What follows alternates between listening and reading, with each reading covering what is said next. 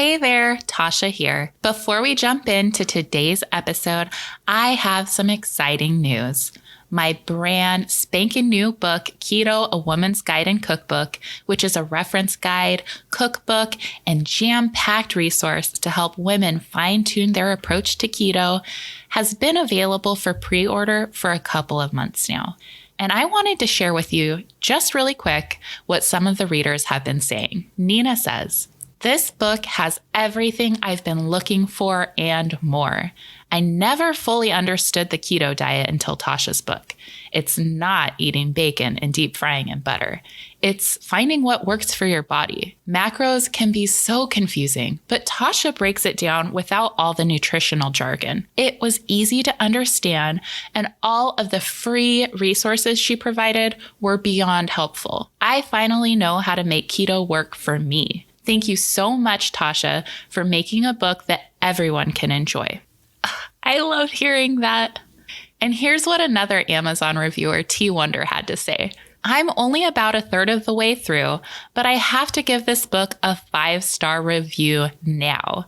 I've stumbled around and tried keto before with some success, but this book explains everything and backs it all up with the research the author used.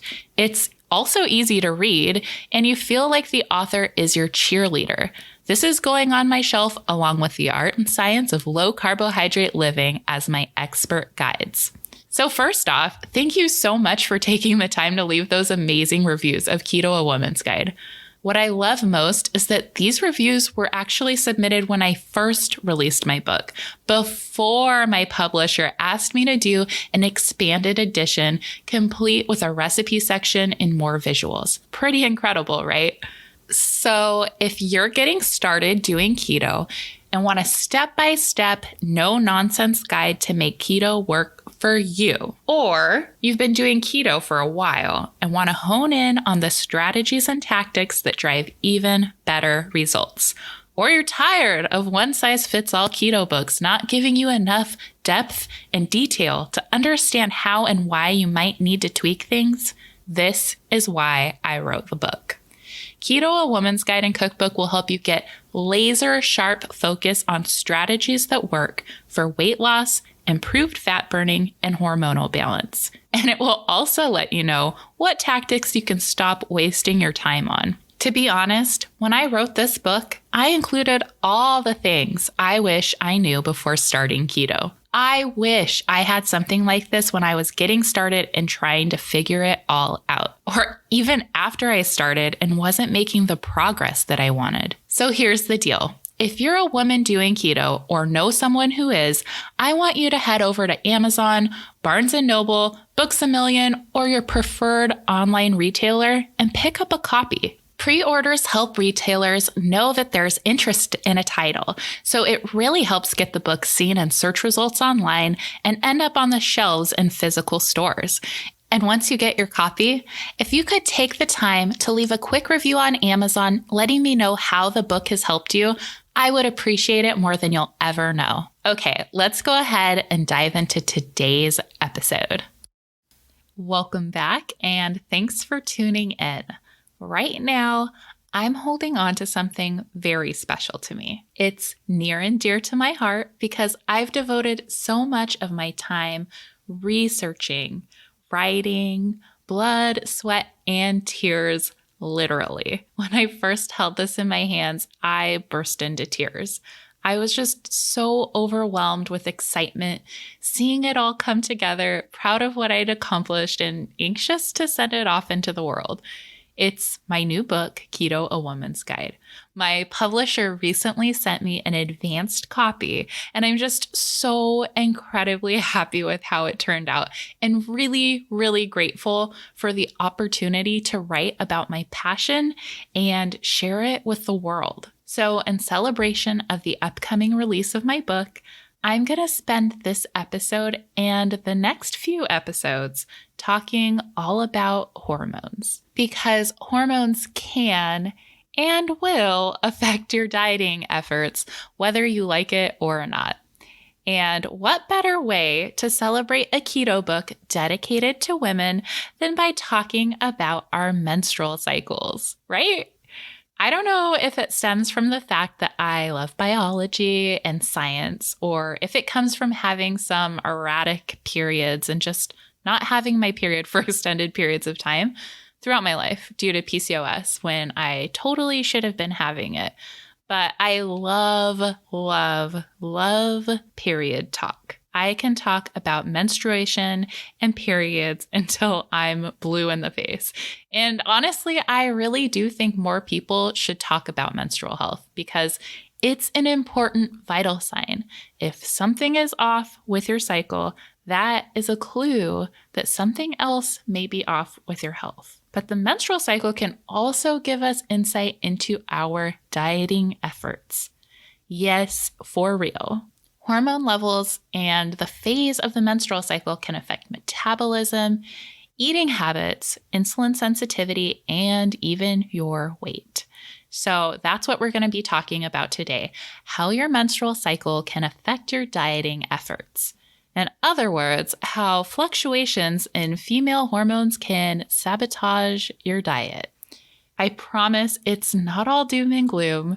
Once we understand what's going on with our bodies, that awareness can help us navigate the usual pitfalls and traps, but even more importantly, it can help us come up with an effective game plan during these times. Cool? Cool. If you aren't familiar with the textbook version of the menstrual cycle, I'm just going to break it down really quickly into easy to understand and digest phases. I don't want this to be overcomplicated. I want this to be actionable, okay? Now, overall, the average menstrual cycle is about 28 days, give or take, okay? And it's broken up into two main phases separated by ovulation. So the first half of the menstrual cycle before you ovulate is the follicular phase. I'm just going to refer to this as the first half of the cycle so it doesn't get too technical. I don't want to lose you. The first half of the cycle starts when you start your menstrual bleed. Estrogen rises, and this is the dominant hormone. About 14 days into your cycle, remember, we're talking averages, ovulation occurs about 14 days into your cycle. And then you move into the second half of the cycle, which is what I'm just going to call it, the second half of the cycle. It's also known as the luteal phase, okay? Post-ovulation is the second half of the cycle. This is where the lining in your uterus builds up to support a pregnancy and progesterone becomes the dominant hormone, okay? That's the simplified, easy peasy menstrual cycle. First phase, high estrogen. Then you ovulate. Second phase, high progesterone. And if you don't get pregnant, the cycle starts all over again. First phase, ovulation. Second phase, every 28 days, okay? This is a watered down version, I know, but this is a podcast, not a university class. And for our discussion, this is totally sufficient. Now, why is this important? The very first reason that this is important is because your metabolic rate fluctuates depending on where you're at in your menstrual cycle. Okay, the phase of your menstrual cycle affects your metabolic rate. The first phase of your cycle, your metabolic rate actually drops, okay? And it doesn't increase until the second half of your cycle. So when you start your menstrual bleed all the way up until ovulation, your metabolism is actually slower. You're burning less calories, expending less energy, and that means your energy needs are also lower. So this is something to keep in mind if you're trying to lose weight and thinking you are in this pretty constant calorie deficit 24/7, when realistically you aren't burning as many calories during this phase of your cycle. All right, so there's a couple things that you can do. First of all, you can adjust your energy intake.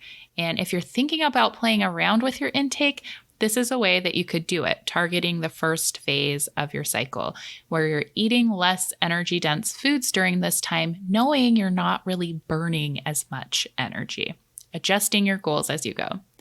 Remember, calories in, calories out still apply to keto and every other dietary pattern, okay? So the other thing besides just dropping your calories would be increasing your physical activity and increasing your calorie burn or the calories out portion of that. I don't love further reducing your calories if you're already eating at a calorie deficit. I would much rather see people opting for physical activity. I think that would be a huge win here, in my opinion. Okay. So low metabolism first phase, higher metabolism second phase. Are you with me? Okay. Here's the crazy part though.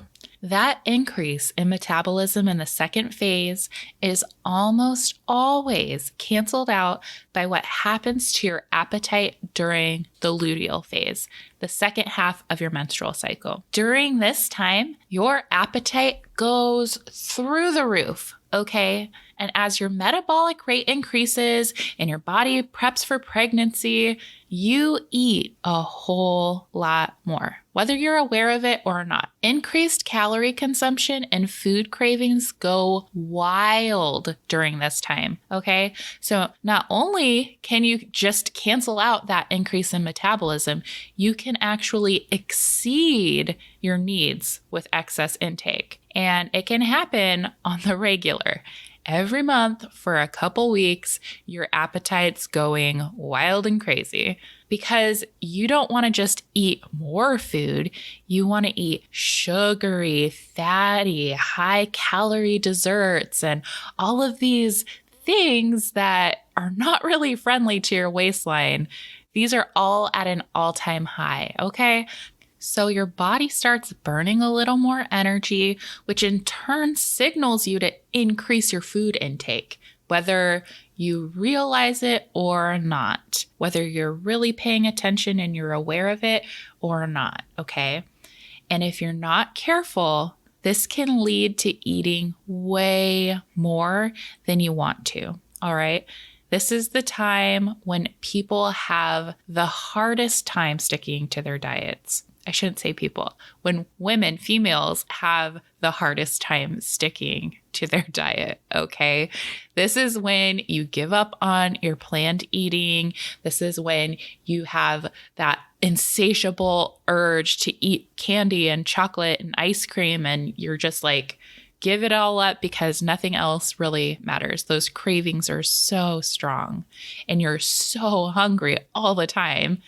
And this is exactly why I think keto can be so great for women during this time in their cycles, because the increased appetite control and hunger suppression can really help battle this monthly phase where you would normally be binging and indulging in all of the things you're actively trying to avoid.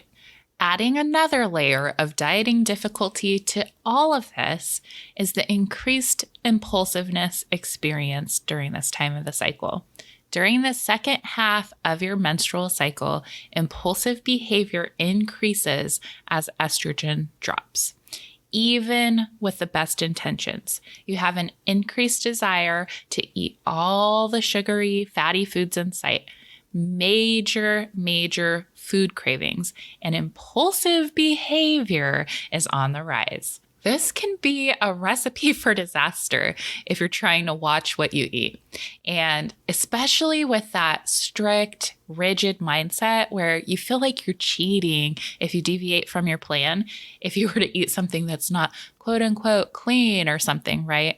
So this time of the month, the last half of your cycle, when you want to go off the rails, maybe this can be when you experiment with some of the keto compatible treat foods and goodies that you may be avoiding because you're trying to be really strict with keto. Give yourself a little flexibility. Have some keto desserts. Bake something using keto compatible sweeteners. Pick up a nice high quality dark chocolate, okay? Opt for some of those low carb ice creams that you can find at the stores. You know, there are so many killer keto sweets and goodies. You can stick with keto and still have your treats, okay? So if you find yourself struggling to maintain whatever dieting efforts you're making, let yourself have some wiggle room. Nourishing your body and eating health-promoting foods is a lifelong effort. Okay, so eating keto may be temporary for you. It may be long term, but you're always going to need to fuel your body. And giving yourself flexibility to not be super hardcore, rigid, black and white, clean versus dirty when it comes to your food can help you build a much stronger relationship with your meals, with food, okay? It's not the enemy. So the flip side of this is if you're trying to get started and really want to optimize your start date, choosing a time when you're less impulsive can be really ideal. So you're less impulsive in the first half of your cycle before you ovulate. Maybe start your dieting efforts or any kind of changes that require impulse control during your period or soon after. The ability to control your impulses and really follow through with your efforts can be a huge confidence boost and win for you. While starting your diet or other changes during the second phase when impulses run high, maybe you're setting yourself up for an uphill battle, making things a little tougher to get off the ground, right? So leading up to your period, think PMS, irritability, food cravings, increased appetite, all of these things that you would be fighting against to start keto or change your way of eating. And honestly, that's probably not the best time to get things rolling. Start whenever. You don't have to use this as a reason to postpone or as an excuse to not get started. But I'm just letting you know, if you're struggling, there might be a deeper hormonal connection. It's not you. It's not your fault. This is all beyond your control, and you can't change these things. You can just change how you respond and react, okay? So don't hate your hormones. Work with them. The take home here is that the best time to start your diet or any changes in your eating habits are the first phase of your menstrual cycle before ovulation. Give yourself permission to have keto-friendly desserts and treats when the food cravings and impulses strike in the second half of your cycle. Now, you might be wondering why I didn't just suggest going off of keto during times when your food impulses are high. If you're having all these cravings and giving yourself permission to be flexible, why not just eat whatever you want? Well, of course, you can do that, okay? Not your boss. But I do think that keto or low-carb diets are optimal for women interested in weight management during this time. As I already mentioned, there's increased appetite control, decreased hunger. So it really does help to squash some of those hormonally driven eating impulses and food cravings.